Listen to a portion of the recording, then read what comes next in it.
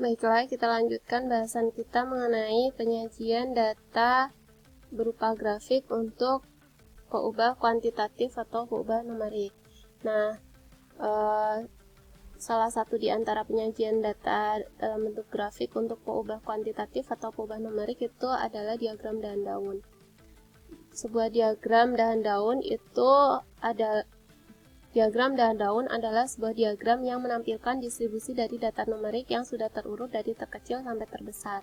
Dan sesuai namanya, maka di diagram dahan daun itu ada bagian dahan dan bagian daun. Bagian daun itu selalu terdiri dari satu digit angka, kemudian bagian dahannya itu terletak di sebelah kiri yang bersesuaian dengan bagian daun yang ada di sebelah kanan.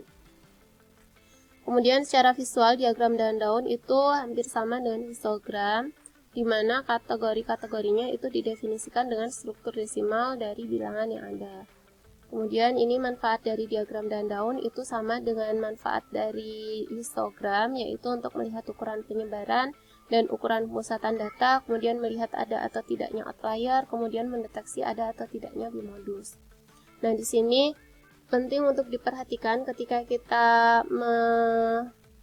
membuat maupun membaca diagram dahan daun itu adalah kita harus menuliskan leaf unitnya ketika membuat, dan ketika membaca kita harus memperhatikan leaf unitnya.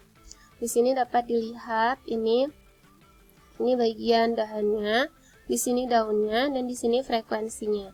Nah, di sini itu merupakan dahan letak median berada, yang dituliskan itu adalah frekuensi data di dahan tersebut. Di sini kan ada 4 ya, 1, 2, 3, 4 gitu, sehingga di sini frekuensinya ditulis 4.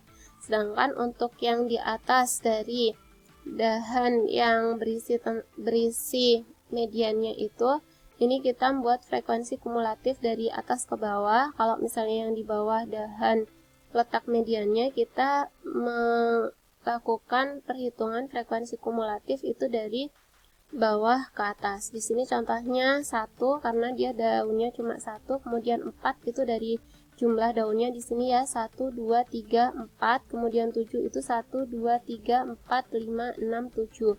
Kalau misalnya yang di bawah berarti di sini 1, kemudian ini 3 itu dari 1, 2, 3 dan seterusnya 9 itu adalah kumulatif dari daun di sini gitu. Nah, selanjutnya ini cara membuat diagram dahan daun. Yang pertama itu menuliskan leaf unitnya. Di sini yang kedua itu adalah pisahkan bagian dahan dan daun. Untuk contoh di atas, misalkan dahan berupa puluhan dan daunnya berupa satuan. Nah, kemudian bagian dahan ini diurutkan dari yang terkecil sampai yang terbesar. Kemudian ini mau plot daun sesuai dengan dahan yang tersedia. Jadi di sini sebenarnya nulisnya acak aja ya. Misalnya kita nemu angka 25, berarti ini tulis 5 daunnya gitu. Kemudian kita nemu angka 65, di sini tulis 5.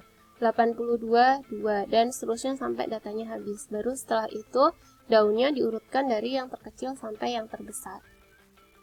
Kemudian di sini ada aturan dahan terbagi dalam 2 dahan. Di sini aturan mainnya adalah dahan 1 untuk digit 0 sampai 4, sedangkan dahan 2 untuk digit 5 sampai 9. Nah, di sini contohnya adalah sebagai berikut. Ini data dahan terbagi dalam 2 dahan. Nah, catatannya di sini adalah kalau kita menggunakan aturan dahan terbagi dalam 2 dahan, maka seluruh dahan itu harus dibagi 2. Jadi tidak boleh ada salah satu dahan yang cuma 1 atau yang lainnya 2 gitu. Jadi semuanya harus dibagi 2. Nah, kenapa kok nolnya di sini cuma 1? Karena nolnya yang di sini sebenarnya kan ada 2, tapi yang 2 itu yang di atasnya sini itu tidak ada datanya gitu. Kalau misalnya yang tidak ada datanya atau tidak ada daunnya itu adalah yang di ujung atas maupun ujung bawah, itu kita bisa menghapusnya. Kalau misalnya ada di tengah-tengah, kita tidak boleh menghapusnya. Kenapa kok tidak boleh? Karena kalau misalnya di tengah-tengah, nanti dia akan mempengaruhi dari bentuk sebaran datanya. Kalau misalnya di ujung, dia tidak akan berpengaruh ke bentuk sebaran datanya. Kemudian sebelum kita lanjutkan ke aturan dahan bagi 5, kenapa sih kok kita harus membaca leaf unit? Dan kenapa kok kita dalam menuliskan diagram dahan daun kita harus menuliskan leaf unitnya? Karena tanpa leaf unit ini kita tidak dapat membaca data yang ada di diagram dahan daun. misalnya nih di sini leaf unit 1,0, berarti ini membaca datanya kan 25, 35, 37, 39 sampai dengan 93. Kenapa kok bisa seperti ini? Karena 1,0, 5 dikalikan 1,0 berarti 5 kan? Berarti angka terkecilnya itu satuan. Nah, kalau misalnya leaf unitnya di sini saya ganti menjadi 100, maka di sini daunnya itu 5 dikalikan 100, berarti 500. Berarti kita mengalihkan di sini daunnya dengan leaf unitnya 500, berarti ini membacanya 2500, 3500, 3700, 3900, dan seterusnya sampai 9300. Kalau misalnya leaf unitnya saya ganti 0,1, berarti ini 5 dikali 0,1. Berarti 0,5, berarti membaca datanya adalah 2,5, 9,3. Nah, terbayangkan kalau misalnya leaf unitnya ini tidak ada, jadi kita nggak tahu nih datanya itu sebenarnya daunnya itu satuan terkecilnya apa gitu, sehingga leaf unit ini perlu diperhatikan ketika kita membaca diagram dahan daun maupun pada saat kita membuat diagram dahan daun. Sekarang kita lanjutkan untuk dahan terbagi menjadi 5. Di sini kalau misalnya dahan terbagi menjadi 5, itu ada aturan mainnya, bintang untuk 01, T untuk 23 yaitu dari kata 2 and 3, kemudian F untuk 4 dan 5, dari kata 4 and 5, S untuk 6 dan 7, dari 6 and 7, titik untuk 8, 9. Nah, contohnya adalah sebagai berikut. Nah, sama seperti di aturan dahan bagi 2 tadi, kalau misalnya satu dahan dibagi 5, maka semua dahannya harus dibagi 5. Nah, kenapa sih kok ada aturan bagi 2, ada aturan bagi 5? Ini digunakan ketika daunnya itu sangat panjang, kalau misalnya kita cuma menuliskan satu dahan saja gitu.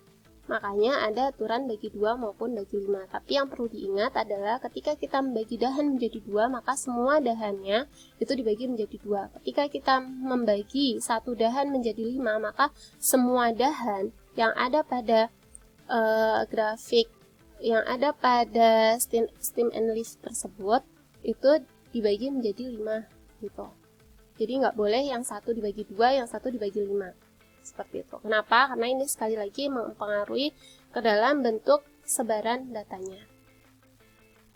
Nah, kemudian di sini tadi ya, ini kan sebenarnya hampir sama dengan histogram. Tapi kenapa sih kok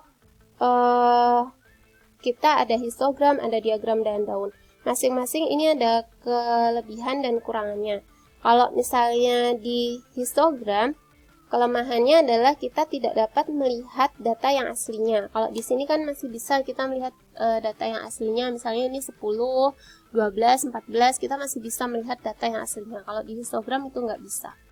Nah, tapi kalau misalnya di diagram dahan daun, itu kalau angkanya itu rumit, misalnya ada yang 8, ada yang 1443, nah itu kita akan kesulitan juga dalam membuat diagram dahan daunnya gitu, sehingga mungkin kalau untuk data yang ada pencilannya terlalu besar atau terlalu kecil dibandingkan data yang lainnya, kita akan lebih efektif untuk menggunakan histogram.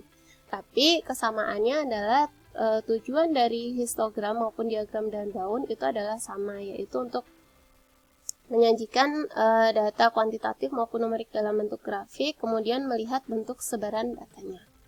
Nah, sekian dulu untuk pertemuan kedua hari ini. Terima kasih. Wassalamualaikum warahmatullahi wabarakatuh.